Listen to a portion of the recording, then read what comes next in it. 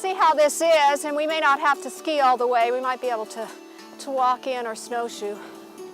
I'm sort of driven by this unknown force inside me now that just says, well, if you're not here to do this and to help other people understand what's going on, then so much of this could be lost.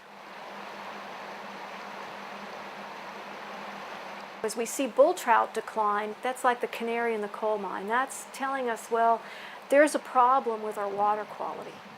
If we start polluting our water up here at the headwaters, that incremental degradation just moves its way downstream. It just compounds so that by the time it gets to the Pacific, that water might not be suitable for humans to use.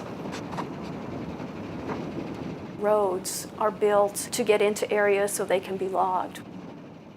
You have to put culverts at stream crossings, and when those blow out and release tons of sediment, it robs the streams of oxygen, it clogs the spawning gravels for fish. Before I moved here, this country, I lived in Oregon, and when they clear-cut an area over there, there's nothing left. The waterways wouldn't support fish, which I love to fish. It took quite a few years for the habitat to recover. To fish for a bull trout, you have to apply for a catch permit from the Fish and Game. As you catch one, you're only allowed one fish.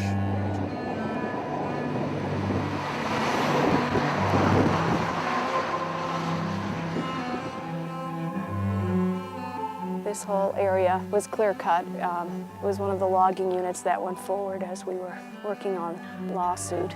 The regeneration in it really is not very good. They've replanted it a couple of times, and they've just had a difficult time getting the trees to come back.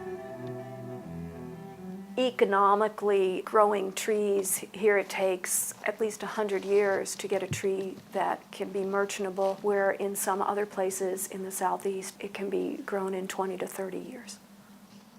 And we could actually farm it, perhaps not on public lands, but on private lands. These trees are 300, 400, 500 years old.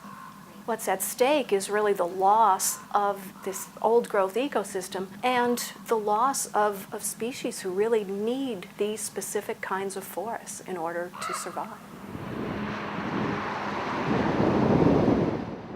On our federal lands, the logging is subsidized by taxpayers. It costs more money to do it than the money that's brought in.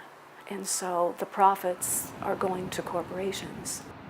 Their objective is to make money. Their shareholders in some corporations are not always here in the United States. They're multinational. There is a healthy timber economy, and a lot of these small communities, like even Swan Lake to some extent, survive on them. If they're going to harvest timber, Arlene and the Friends of the Wild Swan, they'll hold the Forest Service or the Department of Natural Resources, DNRC, to the best management practices, which is healthy stream habitat, large setbacks, leave the old growth trees. Keeps this area being a recreational, rewarding place. We file lawsuits only because the agencies are breaking the law. If they were following the law, we would not win in court. My biggest challenge personally is keeping a perspective that what I am doing does make a difference. I think if you care about a place, then you need to be involved in what happens to it.